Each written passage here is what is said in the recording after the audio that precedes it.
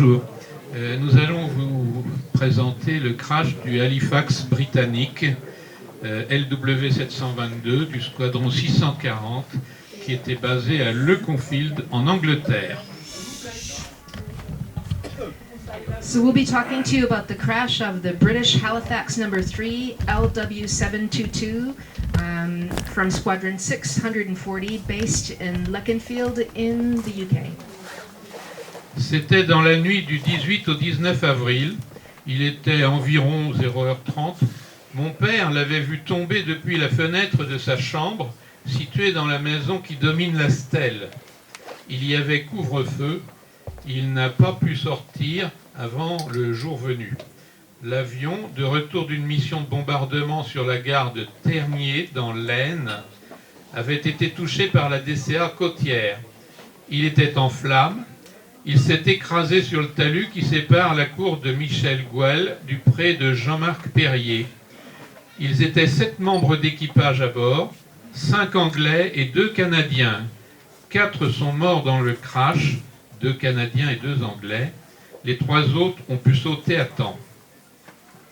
It happened during the night of April 19th, 1944 at midnight 30. My father watched from his bedroom window in the house just above the monument as the plane fell from the sky, having been hit by coastal defense flak. Because it was after curfew, he didn't dare go outside until the next morning. The plane was returning from a bombing raid on the Tergnier train station. It fell in flames. It crashed in the hedgerow separating Michel Gouel's yard and Jean-Marc Perrier's field. A crew of 7 were on board, 5 Englishmen and 2 Canadians. 4 of them died in the crash, 2 Canadians and 2 Englishmen. The 3 others bailed out in time. Le pilote Frank Boulton, 26 ans, ainsi que le radio John Walton, 21 ans, ont été retrouvés carbonisés dans le poste de commande. The pilot, Frank Bolton, aged 26, and the radio operator, John Walton, aged 21, were burned to death in their seats. Their bodies compacted, according to my father, who went to investigate early that morning. Un mitrailleur, Clifford Rose, 19 ans, a été retrouvé par une sœur de Philippe Lecomte, qui était présent parmi nous ce matin, retrouvé à 100 mètres de l'épave, parachute non déployé, corps enfoncé dans le sol face contre terre. One of the gunners, Clifford Rose, aged 19, was found by one of Philippe Lecomte's sisters about 100 yards from the crash site. His parachute had not opened, and his body was impaled in the ground, face down. Laurence Meyer, le bombardier, 24 ans, a été retrouvé par un fils Allôme, d'Ablemont, sur la pente du bois de la Folie, à environ 100 mètres de l'épave. Il était agenouillé, mains jointes, près d'une souche, ce qui a laissé supposer qu'il avait survécu pendant un certain temps, 2 heures selon un document britannique. Tous ont été inhumés par les Allemands au cimetière de Saint-Riquier, puis transférés au cimetière de Grandcourt en 1947. Laurence Meyer, the bomb aimer, aged 24, was found by one of the Allôme family of Ablemont on the hillside of the Bois de la Folie, about 100 yards from the crash site. He was kneeling, hands joined, near a tree stump, which leads us to believe that he had survived for as long as 2 hours, according to a British document. All were buried by the Germans at Saint-Riquier and then transferred to the Grandcourt Cemetery in 1947. Parlons maintenant des 3 survivants, sauvés grâce à leur parachute et secourus tant bien que mal par nos ancêtres locaux. Regarding the 3 survivors who were saved by their parachutes and then helped by our local ancestors, John Ellis, le navigateur, s'est posé indemne dans un verger au hameau des Méniles, à environ 1500 mètres de l'épave, ce qui confirme qu'il a sauté en premier, sur ordre de Meyer. Il s'est caché sous le porche du temple, y a consommé ses rations de survie, et au bout d'une journée, il décide de rejoindre de bon matin la maison Limard, celle de François Vasselin actuellement, qui est située à côté de mon domicile actuel, qui était occupé par des soldats allemands. Il fut conduit en cortège au bout du hameau chez M. Thomas Père, seul homme connu pour parler anglais dans la commune. Son domicile était aussi le siège de la commandanture. Les Allemands le firent aussitôt prisonnier. Il donna sa montre au jeune fils, Jacques Thomas, aujourd'hui décédé. Brigitte, sa fille, est ici parmi nous. John Ellis, the navigator, landed intact in an orchard at the Hameau des Ménil, about 1,500 yards from the crash, confirming that he'd been ordered by Meyer to bail out first. He hid in the covered porch of a local church and he ate his rations. The next day, he decided to go to the Limar home, located near my home today, which was at the time occupied by German soldiers. He was then escorted through the hamlet to Monsieur Thomas's home, who was the only person around who could speak English. His home was the Kommandantur. The Germans immediately took him prisoner. He gave his watch to Monsieur Thomas's son, Jacques, who has since passed away. But Brigitte, his daughter, is with us here today. James Varty, le mitrailleur, avait 21 ans. Sa petite fille est aujourd'hui présente parmi nous. Emma, please, come here. Everybody wants to see you.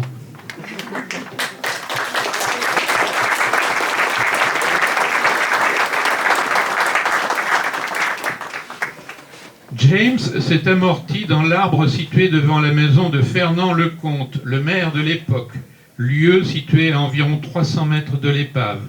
Resté suspendu près du sol, brûlé au visage, tibia cassé, il fut décroché et tiré sous le porche de la maison Lecomte, qui était absent cette nuit-là, par mademoiselle Josette Lefebvre, la grand-mère de Pascal, ici présent, et mademoiselle l'archevêque. Elles lui firent les premiers soins, lui cuisinèrent une omelette et lui donnèrent à fumer une cigarette allumée, avant l'arrivée du petit jour. So James Varty, gunner, aged 21, his granddaughter Emma, is with us here today.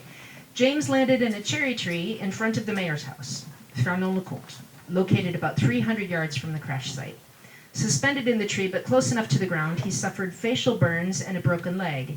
He was cut down and dragged by Josette Lefebvre, and Miss L'Archevêque into the porch of the mayor's house, who was not at home at the time.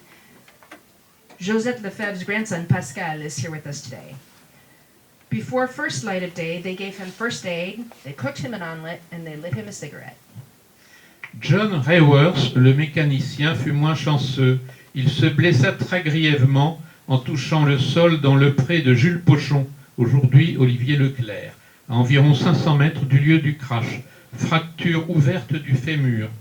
Il fut ramené en début de matinée chez Fernand Lecomte par Jules Pochon dans son tombereau tiré par un cheval. Douleur insupportable. Les Allemands vinrent cueillir les deux prisonniers en fin de matinée, reprochèrent très vivement aux femmes de ménage de leur avoir porté les premiers secours, emmenèrent les deux blessés vers Bacqueville, puis en Allemagne. Ils furent soignés, mais Rayworth dut subir une amputation de la jambe.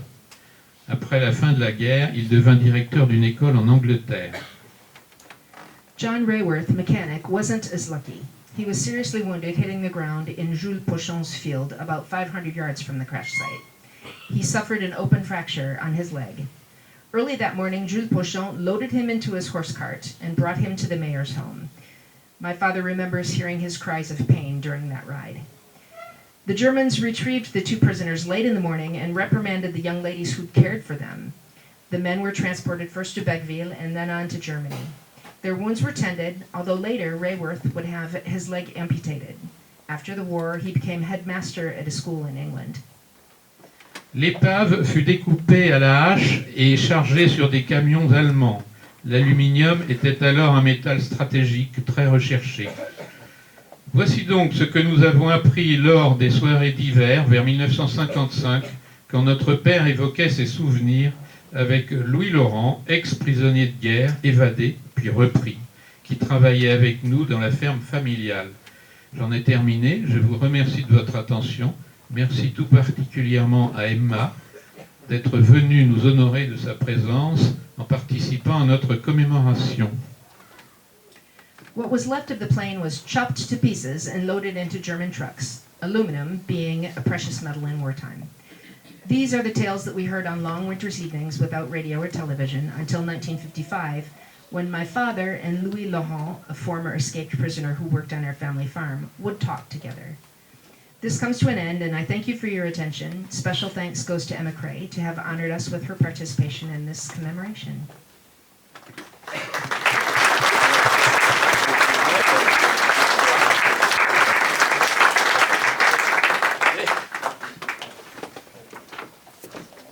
Yes, you may. It's for you.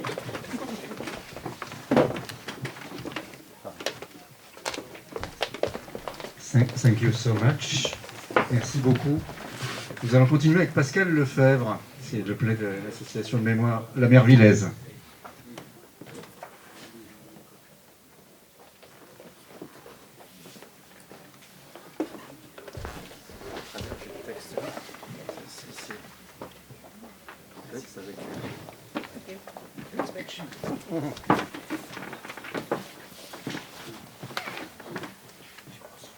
Bonjour à tous.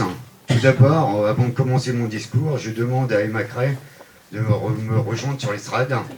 Emma, comme tu le sais, nous commémorons le 80e anniversaire des 3 avions tombés à Flamanville et Roiville. Je m'adresse au public et à toi pour expliquer comment les recherches sont effectuées. Greetings to all. First, Emma Cray, back again with us. Emma, as you know, we are commemorating the 3 planes which crashed on Flamanville and Roiville. And Pascal wants to tell you and everyone gathered here how this research was carried out. Il y a plusieurs années, mon père Jean-Noël Lefebvre, Bernard Noël, ancien maire de la Merville, Monsieur Pan, Viton et bien d'autres personnes avaient commencé les recherches des avions abattus à Flamanville. Autrefois, il n'avait pas Internet. Les recherches effectuées par courrier ou différents témoignages sur le terrain de la recherche. Several years ago, Pascal's father, Jean-Noël Lefebvre, Bernard Noël, former mayor of Lamarville, Monsieur Pan, Monsieur Viton, and many others, started to research the planes that had been shot down in Flamanville. At the time, internet did not exist. Their research was done by letters and interviews with eyewitnesses. This is what they found. Ils ont eu beaucoup plus de chance pour retrouver l'histoire du B-17 américain. Pour le Halifax, les recherches étaient beaucoup plus compliquées. Au fil du temps, j'ai repris les choses en main en reprenant les archives de mon père afin de réouvrir une mission qui n'était pas terminée. While they were lucky with the research around the American B-17, the story of the Halifax was more complicated. After a time, Pascal took over the job and he dug through his father's archives in hopes of completing the job. En 2022, l'association Remembering Americans in Europe. Gérard Martin, président du comité des souvenirs français, et ses adhérents ont participé à commémorer le 78e anniversaire du crash du B-17 à Lamerville. Le 13 août 2022, j'ai donc décidé, avec ma famille, d'offrir à la mairie de Lamerville 2 vitrines comprenant les débris des 2 avions. In 2022, the nonprofit Remembering Americans in Europe, Gérard Martin, president of the Dieppe chapter of the Souvenirs Français, and his team participated in the anniversary of the B-17 crash. That day, Pascal's family and himself decided to gift the 2 cases of parts from both planes, which they dug up, and gift them to the town hall in Lamerville. En 2024, les choses s'accélèrent. Je ne travaille plus seul, mais avec différentes associations et 2 personnes très chères. La première, Pascal Bernard, ma conjointe. Et le second, mon binôme, Yvan Baudouin. Okay. Sorry, there's a bit missing. In 2024, things sped up, and Pascal was no longer working alone, but equally with different associations, and with 2 people who are very close to him. And the first is Pascal Bernard, Pascal's wife, and the second is his good friend Yvan Baudouin.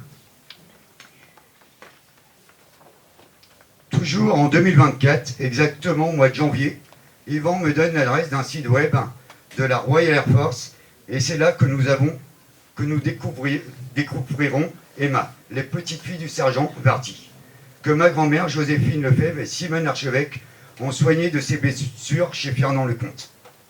Then in January of 2024, Yvon supplied Pascal with a website address for the Royal Air Force, and that's where they found Emma, Sergeant Vardy's granddaughter. That same soldier whose wounds were tended by Pascal's grandmother, Joséphine Lefebvre, and by Simone L'Archevêque at Fernand-le-Comte's house in 1944. Alors merci à tous de m'avoir écouté et vous pouvez applaudir Emma présente à côté de moi. Thank you for your attention.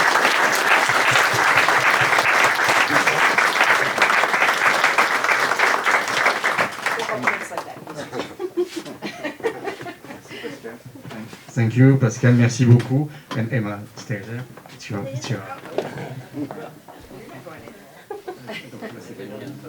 It's for you with the two language.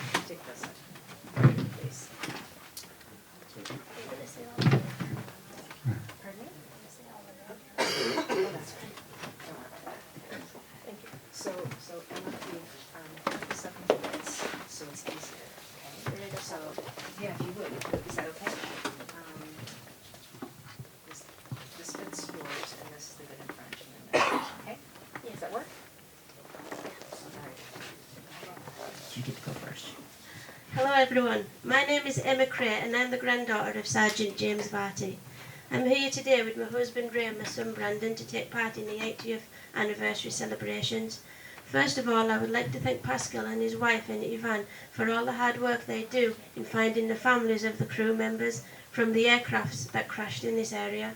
Their hard work found a connection to me on the internet. Without that, I wouldn't be here today. I would also like to thank everyone involved in helping and organising today's commemoration and for our invitation to attend. Finally, I would like to thank Mr. and Mrs. Coppin who have been kind enough to make us feel welcome in their home. Donc bonjour à tous. Mademoiselle Emma Cray, et elle est la petite fille de Sergeant James Varty. Elle est présente aujourd'hui accompagnée de son époux Ray et son fils Brandon, afin de participer dans ces commémorations du 80e anniversaire. D'abord, elle souhaite remercier Pascal et sa femme, ainsi qu'Yvan, pour le travail de recherche des membres des avions qui ont été abattus dans ce coin. Ce travail fastidieux a produit un lien vers elle par l'Internet, sans quoi elle ne serait pas ici parmi nous. Elle voudrait remercier tous les organisateurs pour l'invitation. Et enfin, un grand remerciement à Monsieur et Madame Coppin qui les accueillent avec tant de gentillesse chez eux. This whole situation seems surreal. To be invited to Lammerville, to the place where my granddad's plane crashed, is amazing. I am lucky to have found out my granddad's full journey from crashing that night. To know he was looked after by Fernand Leconte, the mayor of the village, and then given first aid by Pascal's grandparents, grandmother, which was amazing to discover.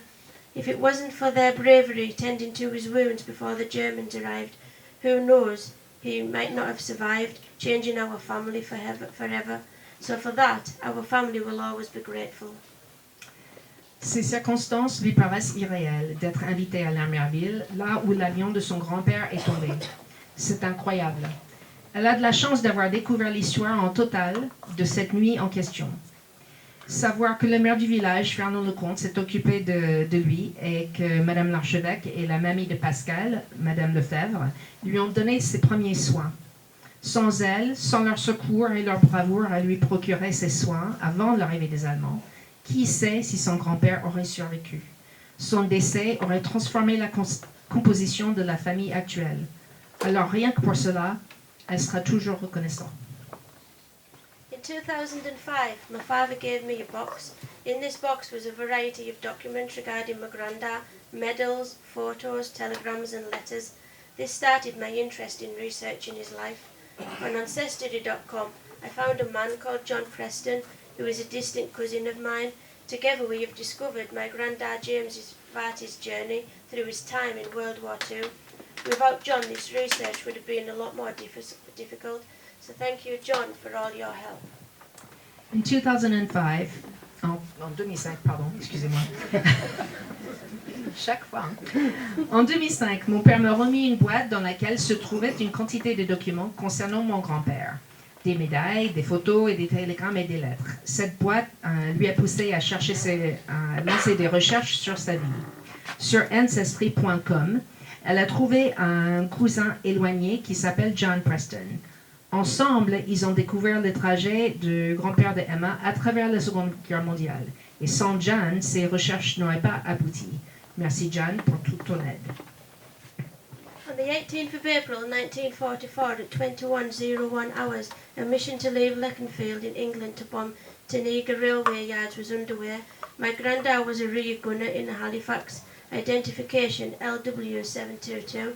As you know, it was shot down on the 19th of April at 00:30 hours. My granddad managed to parachute from the aircraft and survived with a broken leg. We believe he entered the plane where he managed to pull 2 of the crew members out and save their lives. By entering the Halifax, my granddad's mask caught fire, which then gave him facial burns. One of the crewmen was John Rayworth. I still have the letter he sent to my grandparents thanking my granddad for saving his life. This letter is just one of the treasures that I found in the box my father gave me. Une mission pour bombarder le gare d'Éternier a été lancée à partir de Leconfield, en Angleterre, le 18 avril 1944 à 21h01. Son papy était mitrailleur arrière dans le Halifax LW722, qui, vous le savez, a été abattu quelques heures plus tard, le 19 avril à minuit 30. Son grand-père a réussi à sauter en parachute et il s'est cassé une jambe. Il est entré ensuite dans l'avion une fois au sol pour extirper 2 autres membres de l'équipage.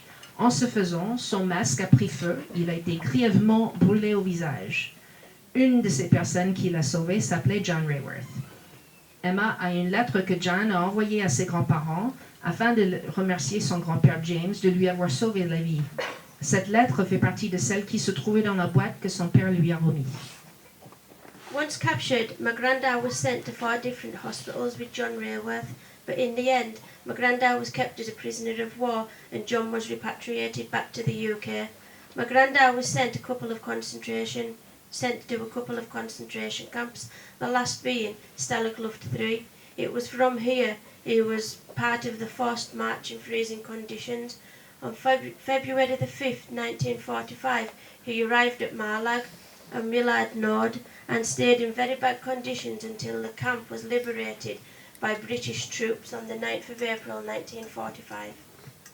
Pris prisonnier, son grand-père est passé par 4 hôpitaux en compagnie de John Rayworth. Éventuellement, John serait renvoyé en Angleterre alors que son grand-père restera prisonnier. Son papy donc a été envoyé ensuite au camp de concentration et le dernier étant Stalag Luft 3. De cet endroit, il a été forcé à marcher dans des conditions hivernales très très rudes. Le 5 février 1945, il est enfin arrivé à Marlag und Millard Nord, où il est resté dans des conditions de vie atroces jusqu'à la libération du camp par les Anglais le 9 avril 1945. My granddad was lucky. He returned home and married his fiancée Mildred. My dad Clifford and Uncle Trevor were born soon after. Sadly, my granddad passed away in 1986 when I was just 6 years old. I didn't get to spend much time with him, but I still have some amazing memories of him and have an amazing true life story I will always be proud of. Son grand-père avait de la chance. Il est rentré à la maison, il s'est marié avec sa fiancée Mildred. Son père Clifford et son oncle à Emma, Trevor, sont nés peu de temps après. Malheureusement, le grand-père est décédé en 1986 lorsque Emma n'avait que 6 ans. Elle n'a pas pu passer assez de temps avec lui, mais elle a des très bons souvenirs de lui et surtout, elle possède maintenant l'histoire incroyable de sa vie dont elle sera à jamais fière. 2 Canadians died in the aircraft who were good friends of my granddad. They were called Clifford and Lawrence. My granddad named his son, my dad, Clifford Lawrence. My older son is called Aidan Clifford. They will always be remembered by our family. 2 Canadiens sont morts dans ce crash, qui étaient des bons amis à son grand-père Emma. Ils s'appelaient Clifford et Lawrence. Son grand-père donc a nommé son premier fils Clifford Lawrence et Emma, elle a un autre fils qui s'appelle Aidan Clifford. De ce fait, la famille de Emma se rappellera toujours d'eux. My father sends his apologies for not being here today. He would love to have been part of this day, but due to ill health, he wouldn't have been able to make the journey. Son père regrette de ne pas pouvoir être parmi nous aujourd'hui, mais sa santé ne lui permet plus de voyager. Il vous envoie ses regrets. Thank you to everyone who has made this day memorable. Have I missed a bit out? That's okay. The young servicemen who flew in the planes, putting their life at risk without doubt, were very brave, but we must never forget the bravery of the civilians of France, who not only put their own lives at risk, but also the lives of their own families by helping the Allied servicemen who crashed. Thank you to everyone who has made this day memorable. Les jeunes soldats qui naviguaient dans ces bombardiers mettaient en péril leur vie. Ils étaient sans nul doute très courageux, mais nous ne devons jamais oublier les civils français qui risquaient leur vie et celle de leur famille en venant au secours des aviateurs à terre. Merci à tous de rendre cette journée mémorable pour Emma et sa famille.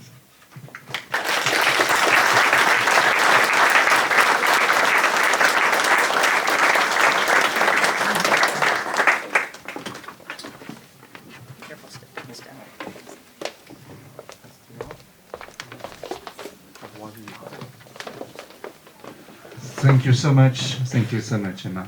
And the second story of the day, it's now Roiville with a P-51 Mustang. Please, Mr. Mayor and Rémi, the great emotion with Rémi. Thank you so much for coming. Merci beaucoup de venir, Rémi, sur cette estrade.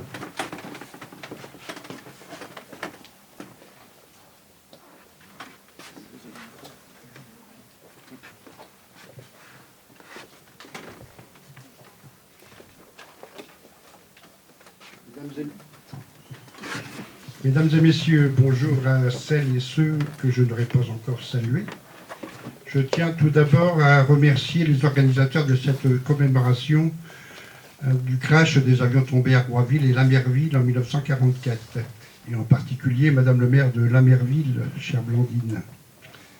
À cette époque, je n'avais pas encore vu le jour, mais avec l'aide de nombreux documents, le témoignage d'anciens administrés qui ne sont plus, hélas, de ce monde, et principalement grâce au récit d'une personne qui est à mes côtés, en l'occurrence Madame Rémi Legras, épouse Mortier, qui est donc la fille de Monsieur Legras, qui a recueilli l'aviateur tombé à Roiville.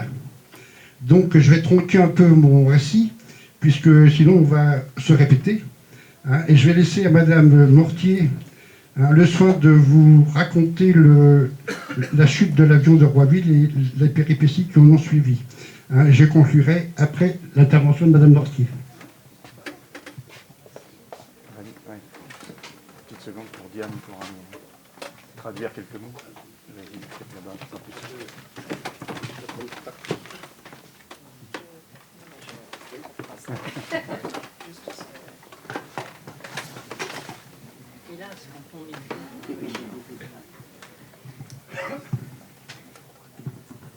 Bonjour, surprise d'être parmi vous aujourd'hui, Madame le maire de Lamerville, d'avoir été l'instigatrice de ce rassemblement de devoirs de mémoire du 13 août 1944. She's happy to be with us today, and she wants to thank Madame the Mayor of Lamerville to have initiated this gathering today around the Devoir de Mémoire of August 13th, 1944. Merci également à toute votre équipe de bénévoles qui ont participé à l'organisation de cette cérémonie, sans oublier la logistique de la gendarmerie d'Offranville. Merci à tous. And thank you to all of the organizers, all of the people who took care of the logistics, and to the Gendarmerie of Offranville. Thanks to everyone. Bon. Monsieur le préfet n'est pas là. C'est simple. Ce jour-là, le 13 août 1944, dans le ciel, il y avait un foisonnement d'avions, puis un crash d'un avion Mustang américain par miracle sortait d'un brasier. On this day, on August 13th, 1944, in the sky there was a horde of airplanes, and then there was a crash of the American Mustang, and from which, on fire, the pilot climbed out. Le pilote, au même moment, alors, sortait d'un brasier, le pilote, au même moment, sur la route, passant le ramasseur de collecte de lait en bidon, l'aviateur hébété sauta dans la voiture hippomobile. At the same time, on the road, as the pilot is pulling himself out of the wreckage, a horse-drawn vehicle was coming by with empty milk bottles going from farm to farm to drop off the milk bottles to collect the milk. So the pilot was surprised and jumped inside the back of the horse-drawn milk truck. Mon père, à quelques mètres de l'entrée de la ferme, était là pour récupérer les bidons vides. Puis le soldat,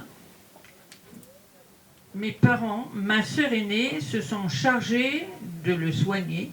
Mon père l'a frictionné, ce dernier, dû à sa chute, souffrait énormément du dos.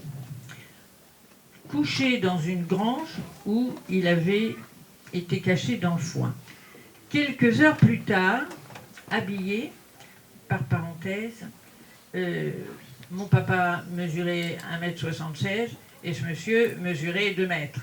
Donc il avait tout du zozo.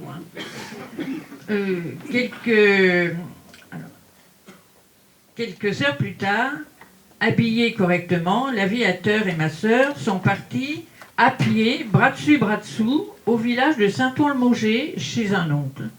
Cachés également dans une grange, également où il y avait du foin.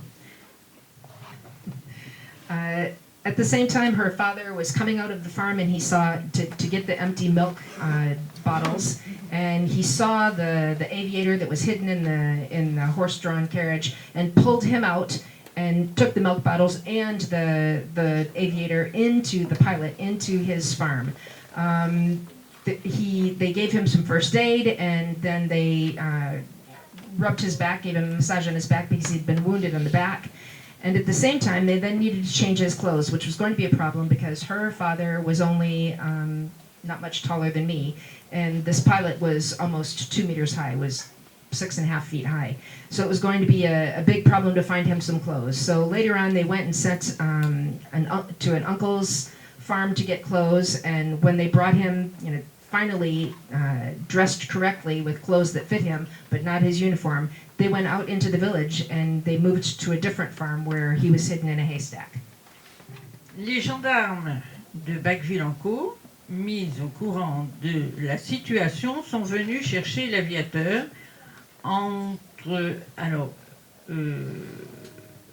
le soir, entre minuit et 1h du matin, pour ce dernier soit en sécurité dans la gendarmerie et la famille Legras soit mis hors cause. Ils déposèrent ma sœur à la maison, à Roiville, à 7 heures tardive. Le lendemain, les gendarmes recevaient des ordres venant de Londres qu'il fallait le garder, cet aviateur. Ces derniers l'ont remis à mes parents sous le nez des Allemands. Les soldats allemands cherchaient toujours le moindre indice. So the gendarme of Bacqueville came heard about the situation, and they came to her house, and they took the pilot to keep him in security, so that the family would no longer be the ones who would get in trouble if the Germans found out. The gendarmerie now had him. This happened in between midnight and 1 o'clock in the morning, and then they brought her sister home back to their house. Enfin, le bracelet du pilote a été retrouvé dans les cendres de l'avion. So they found his ID bracelet in the ashes of the crash of the airplane. The Germans found the ID bracelet. Il concluait que le pilote était carbonisé dans le crash de cet avion. And because of that, they deduced that the pilot had actually been burned to death in the wreckage of the plane. Quelques jours après, Alain Leroy, par une des fenêtres de l'habitation de mes parents, assistait au passage de ces cendres. Et je me souviens très bien être entre les grandes jambes de cet aviateur, nous regardions le macabre cortège. So later on, then the Germans decide to have a ceremony for this gentleman, and he is standing in the window, looking out of the window, watching his own funeral cortege drive by. And at that time, she was small enough to actually fit between his legs because he was so tall, and she was on the ground looking at the funeral cortege go by at the same time. Thank you.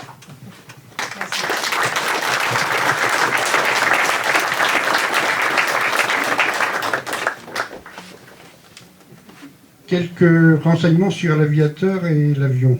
L'avion était du type P-51 Mustang, nommé Jean-Louise. L'aviateur américain s'appelait Leroy Joseph Allen. Le lotissement communal de Roiville porte aujourd'hui son nom. Il avait le grade de lieutenant. Il était né le 15 août 1921. Sorti de l'armée en 1946. Il est décédé le 13 juin 1966.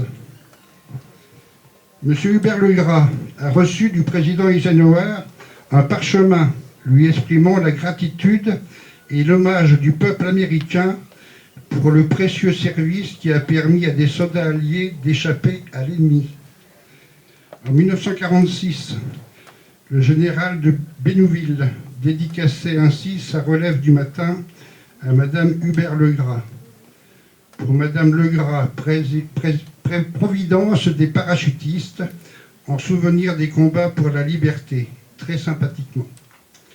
Aujourd'hui, nous sommes réunis pour honorer tous ceux qui sont tombés du ciel pour notre liberté, mais aussi pour toutes les familles qui ont risqué leur vie pour aider les aviateurs abattus. Aujourd'hui, sans eux, où serions-nous? Il est de notre devoir d'élus de maintenir en vie leur mémoire.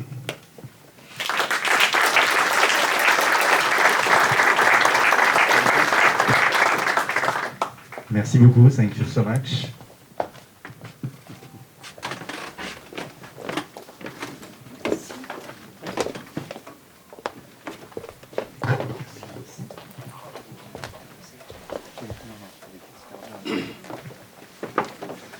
Et le troisième avion, the third plane of the day, la famille Baudouin et Coniscarda, please.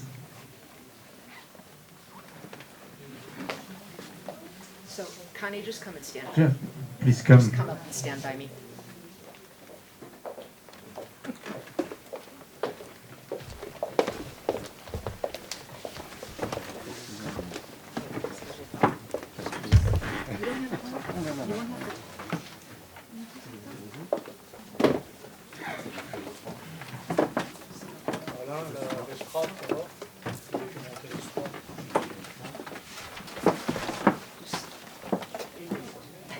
Une minute pour redonner les traductions à bien. Et on va vous donner les micros.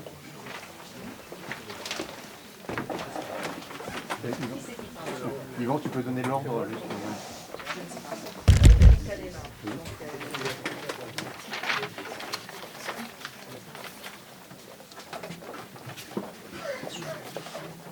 No, I know, I'm not helping. They're just standing here with you. And Vicky's here from Morris Point. Mesdames, Messieurs, Marie et Robert Baudouin étaient agriculteurs à la Fontenay-Bournaville pendant la Seconde Guerre mondiale, entrés en 1942 dans la résistance dans le réseau Léopard d'André Gauss. Ladies and gentlemen, Marie and Robert Baudouin were farmers at La Fontenay-Bournaville during World War II. As of 1942, they joined the resistance network known as Le Léopard, run by André Gauss. Je salue la présence de son fils, Franz Gauss, qui, malgré son âge et son état de santé, a tenu à être présent aujourd'hui. Merci, Franz. And we're happy to salute the presence of Franz Gauss, who's here with us today in spite of his age and health issues. Le réseau Léopard a récupéré et sauvé 19 aviateurs.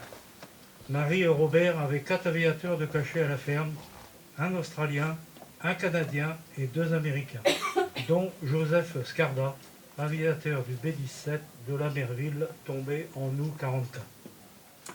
The Leopard Network picked up and assisted 19 Allied aviators. Marie and Robert hid 4 of them on their farm, 1 Australian, 1 Canadian, and 2 Americans. Joseph Scarda, who flew in a B-17 and bailed out near La Merville, was one of them in August of 1944. J'ai aujourd'hui le bonheur d'accueillir pour la 3e fois en France Connie, la fille de Joseph, accompagnée de sa belle-sœur Vicky. We're delighted to welcome in Normandy for the 3rd time Connie, Joseph's daughter, and her sister-in-law Vicky. Sur cette photo de septembre 1944, avant le départ des aviateurs, il y a une petite fille de 4 ans. Ma sœur Annick, ici présente. Et je suis heureux que pour la première fois, elle va rencontrer Connie et Vicky. Pour moi, c'est une rencontre très symbolique. So here's a photograph that was taken in September of 1944, just before these Allied aviators left the area. In it is a 4-year-old child, and this little girl is his older sister Annick. And for the first time, she's here to meet Connie and Vicky, which is an experience that is symbolic and special. Je vous présente Betty et Tom, 2 de mes petits-enfants. Ils ont tenu à être présents et à participer à cette cérémonie. À mes yeux, c'est une belle manière de transmettre le devoir de mémoire. So introducing Betty and Tom, 2 of his grandchildren, and they asked today to participate in this ceremony, which is, in our opinion, the very best way to pass on the concept of the duty of remembrance. Pas de grand discours de ma part, mais 2 extraits de rapport des 2 aviateurs qui vont être lus par Tom et Betty.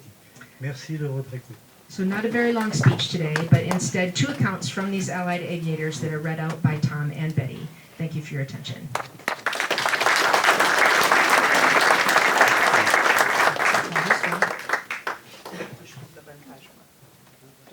Ça, c'est lequel, c'est le tien.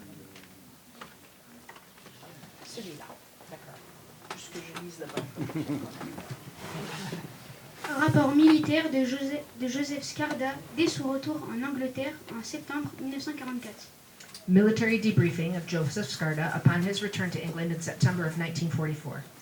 L'aide de Robert et Marie Baudouin fut des plus raffinées et ils refusèrent d'accepter de l'argent, alors que j'avais 20 000 francs que j'avais hâte de leur donner à ce moment-là. The Baudouins' help was of the finest kind, and they refused to accept money, though I had 20,000 francs, which I was anxious to give them. Ils m'ont traité comme un fils, tout en prenant soin d'eux. Walter Jigman, aviateur américain, Murray Robinson, aviateur australien, Paul Kay, aviateur canadien. They treated me like a son, while at the same time taking care of Lieutenant Dingman, Royal Australian Air Force, P.O. Murray Robinson, and Royal Canadian Air Force Sergeant Paul Kay. Il y a beaucoup de gens avides dans le coin qui s'attribueraient volontiers le mérite de l'aide des Baudouins, mais je pense qu'aucune récompense ne sera jamais assez élevée pour les récompenser. There are many grasping people in the neighborhood who would gladly take credit for the Baudouins' help, but I feel that no reward is high enough to pay them.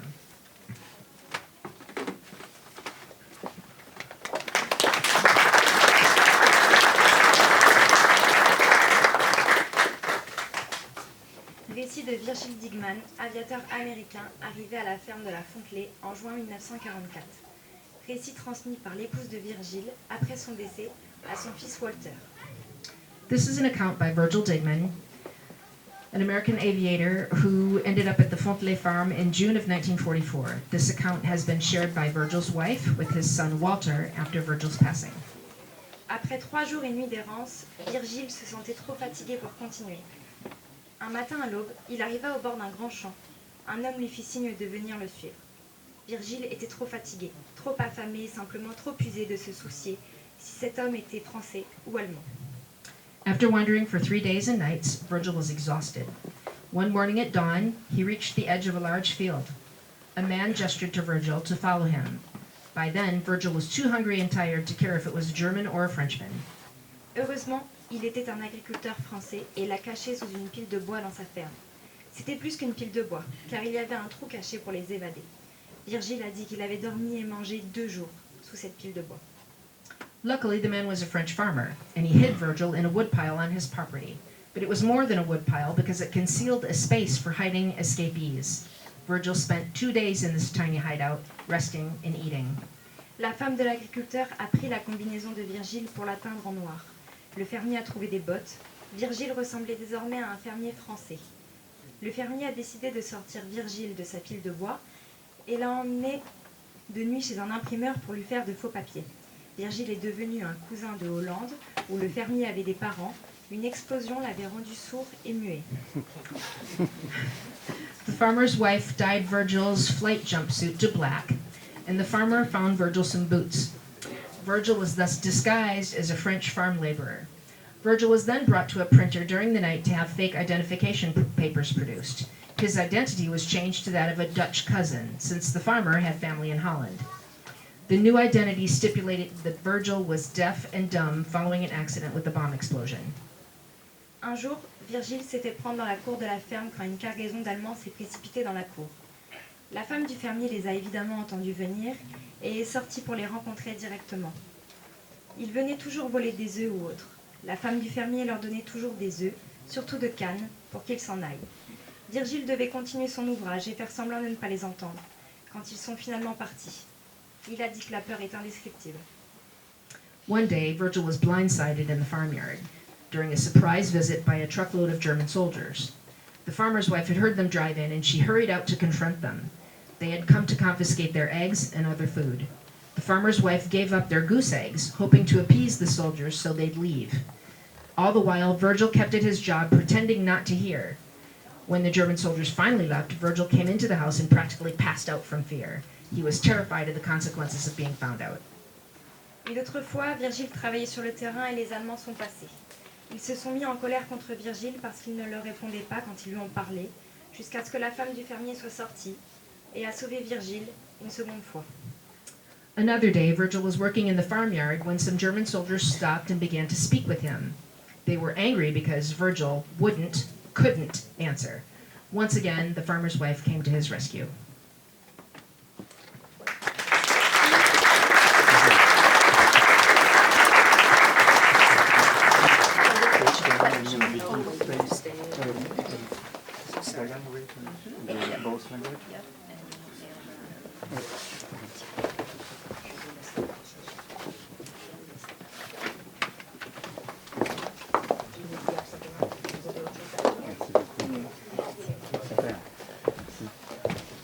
Pour conclure, je voudrais dire un grand merci à l'équipe.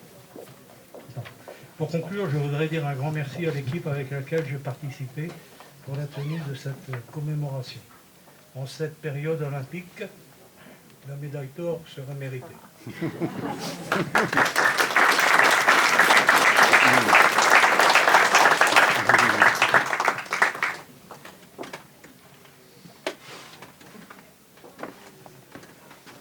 Donc depuis, vous avez compris qui sont ces personnes sur l'estrade avec moi. Connie, étant un peu timide, n'a pas voulu prendre le micro.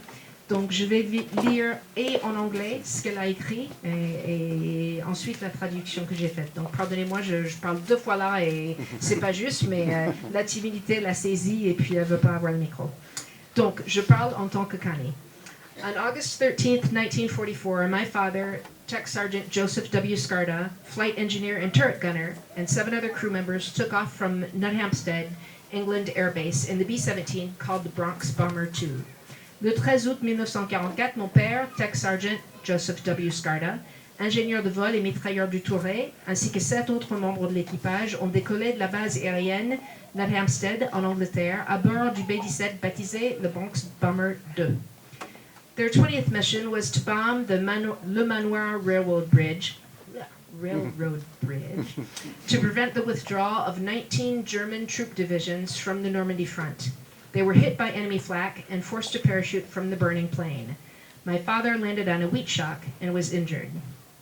Leur 20e mission consistait à détruire le pont de chemin de fer au Manoir afin d'empêcher la retraite de 19 divisions de troupes allemandes face au front qui avançait à partir de la basse Normandie. Frappé par le flak, l'avion a pris feu. L'équipage a été forcé à sauter dans le vide.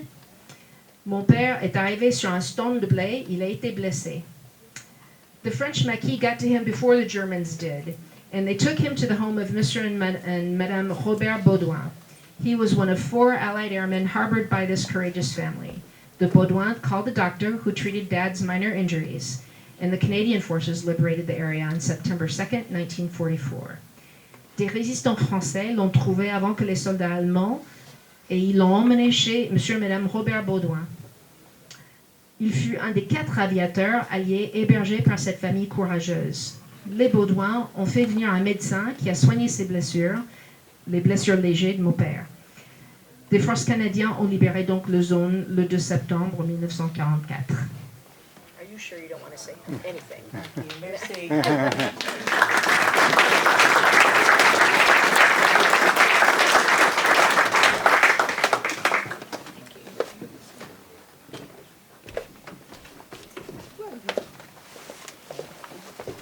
Thank you so much.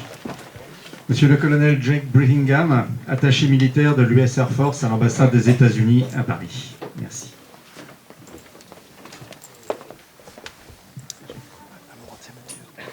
No, no, no. Dans les 2 langues. No, no. Voilà. Madame le maire, Mesdames, Messieurs les élus, Patrick Diane, chers citoyens de Lammerville.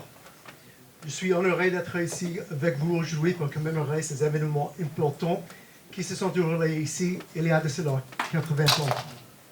En décembre 1941, les États-Unis sont entrés en guerre sur 2 fronts et ils ont commencé le premier bombardement aérien en Europe en juin 1942.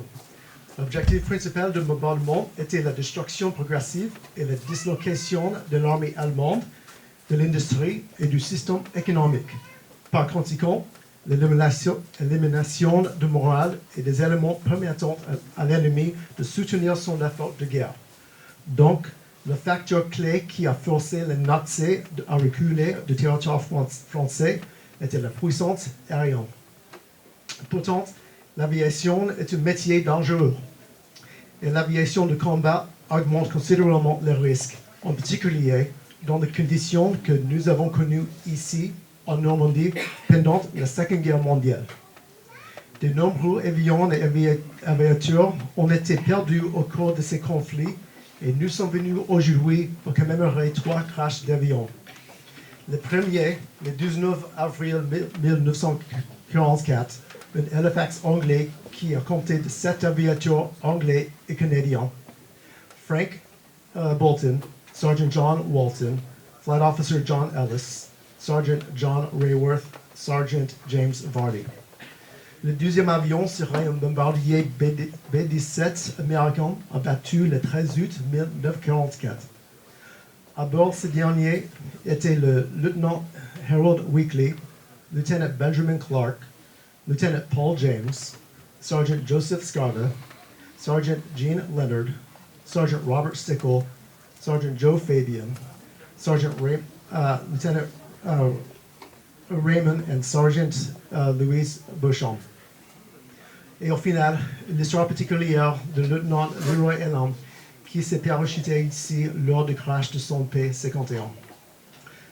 Among these 17 Allied aviators that I just named, some evaded, survived, and returned with honor.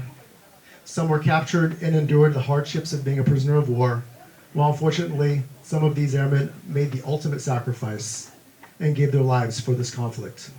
Mort pour la France, mort pour la liberté. When I learn of missions like these, the details that always stand out to me the most are not the risks, the strategic objectives, or the accident themselves. Rather, it's the military ranks of these aircrews. The highest ranking among them in these 3 aircraft was lieutenant, the rank of a new officer, 20-something years old, and in charge of an aircrew in some of the most dangerous flying conditions we have ever known. They were all still new to the military, new to aircraft operations, and new to the war. Still in the prime of their lives, they were charged with missions that changed the face of the world. Why would these aviators leave Canada, the United Kingdom, and the United States? There were no material or economic gains for them or their countries. Antoine de Saint-Exupéry wrote Letter to an American, in which he asked questions of what can possibly explain such a sacrifice.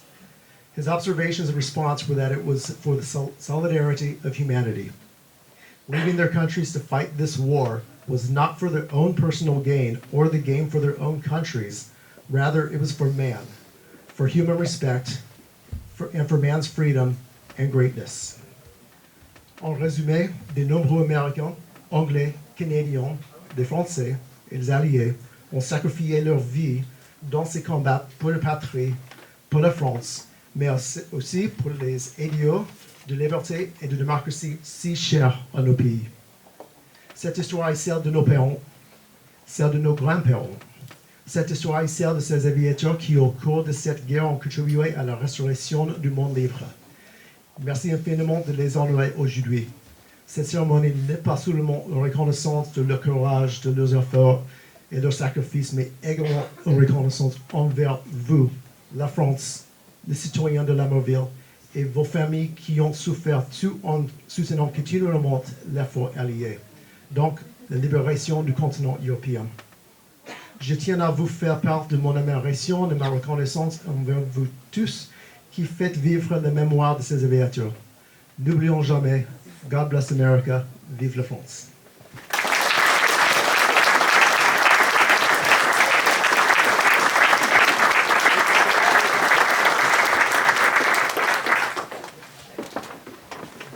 Monsieur le député, le bourgeois, s'il vous plaît. Bonjour à toutes et à tous, très heureux d'être là avec vous. Je vous rassure, je ne vais pas être très long. Je voulais à nouveau saluer les élus, au premier rang desquels Madame la maire de Lamerville et tout son conseil municipal et tous les bénévoles qui ont procédé à l'organisation de cette magnifique journée. Je crois que c'est un grand succès et ce soir vous pourrez être très fiers de vous. Je voulais saluer également toutes les autorités civiles, les élus, je le disais, mais aussi les autorités militaires et au premier rang desquels vous, mon colonel, qui nous faites l'honneur de votre présence aujourd'hui. Je crois que vous êtes content d'avoir quitté Paris quelques heures. Vous êtes mieux à la campagne avec nous, c'est ce que j'ai cru comprendre. On vous garde volontiers. Je voulais surtout remercier ceux qui sont en charge de la mémoire, ceux qui font travail d'historien, je l'ai découvert aujourd'hui, qui ont été rechercher toutes ces pièces, qui ont réécrit l'histoire, une histoire qui n'était pas facile à connaître. Il n'y avait que la mémoire orale et effectivement Internet n'existait pas. Et ceci est vraiment fondamental. Je viens d'un petit village à côté, Bertreville-Saint-Ouen, où il y a aussi beaucoup d'histoire de la Deuxième Guerre mondiale. Vous savez que c'est de ce village dont partait malheureusement un certain nombre de V1, dont l'un s'était écrasé pour la plus grande douleur des habitants à Hauptgare. Et il y a quelques semaines, à Hauptgare, nous nous sommes tous rappelés ensemble de ce tragique événement. Les événements de Bertreville, d'Hauptgare, aujourd'hui de Lamerville, en fait, sont des petites parties de l'histoire de France, de l'histoire du monde. Et au-dessus, il y a cette formidable histoire du 6 juin 1944 avec le débarquement, et bien sûr, cette formidable histoire, vous le rappeliez, mon colonel, de la libération de l'Europe. Alors n'oublions pas, gardons cette mémoire, c'est extrêmement important. Et puis, moi, je vais vous donner un petit souvenir personnel qui, en fait, est un petit souvenir de lecture et un conseil de lecture pour les plus jeunes. Pourquoi ? Notre génération a eu la chance, et on s'en rend compte aujourd'hui, de ne pas connaître la guerre. Et nous prions pour que cela dure, bien évidemment, le plus longtemps possible. Et ma génération, la guerre, on l'a connue à travers l'enseignement, à travers les musées, et à travers, je le disais, quelques souvenirs de lecture. Et puisque nous fêtons aujourd'hui les aviateurs, eh bien, je voulais me rappeler avec vous un souvenir d'enfance. C'était un livre qui m'avait marqué, un livre de Pierre Klosterman. Je ne sais pas si ça parle à certains d'entre vous. C'est un aviateur français extraordinaire, héros de la Seconde Guerre mondiale, un as de la chasse, qui avait rejoint très vite le général de Gaulle et la Royal Air Force en Angleterre. Et Pierre Klosterman, au sortir de la guerre, a écrit un livre extraordinaire que je conseille aux plus jeunes, qui s'appelle Le Grand Cirque, et qui raconte toutes ces aventures, car c'était des aventures. Il faut avoir en mémoire les conditions dans lesquelles on travaillait dans les bombardiers, les conditions dans lesquelles la chasse faisait son travail pour protéger les bombardiers. Et ce livre m'a fait découvrir tout le travail des aviateurs, les bombardiers, la chasse, pour libérer notre pays. Et comme vous le disiez, mon colonel, petit à petit, grignoter les défenses allemandes, dont on sait qu'avec le mur de l'Atlantique, elles étaient malheureusement aussi particulièrement solides. Donc pour les plus jeunes d'entre vous, je vous conseille la lecture de ce livre pour parachever cette magnifique journée. Et j'adresse encore aux organisateurs toutes mes félicitations.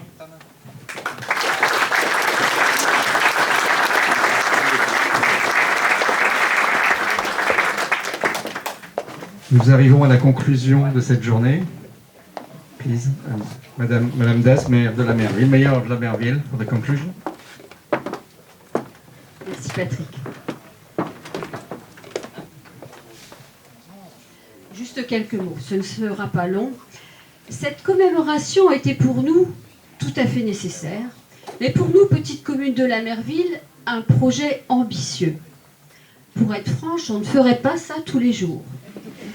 J'espère que nous avons répondu aux attentes des uns et des autres. En tout cas, vous pouvez être assurés que nous avons tenté de le faire.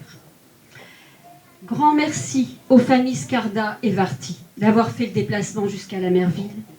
Merci aux familles de résistants pour leurs témoignages précieux. Merci à Pascal Lefebvre, passionné d'histoire locale, tout comme son père Jean-Noël l'était avant lui. Il est assisté dans son travail par sa compagne, Pascal Bernard, toujours présente. Merci à Diane et Patrick Aubert pour leur soutien constant, avisé, si sympathique, tout le long des préparatifs de cette journée.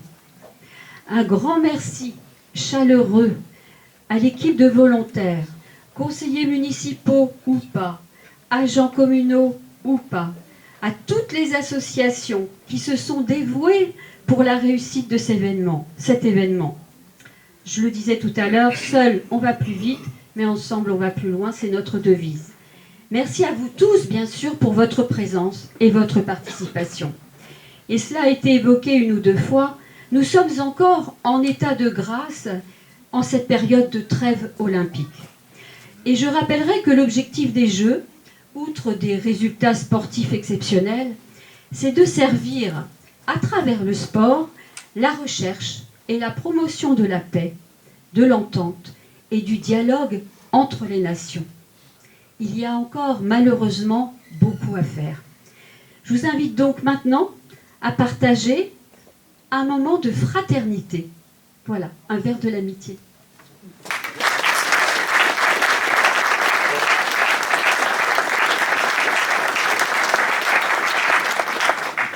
Et on va laisser l'association Cuivre & Co de Rouménil. On va les laisser prendre le relais. Merci à vous aussi de votre participation.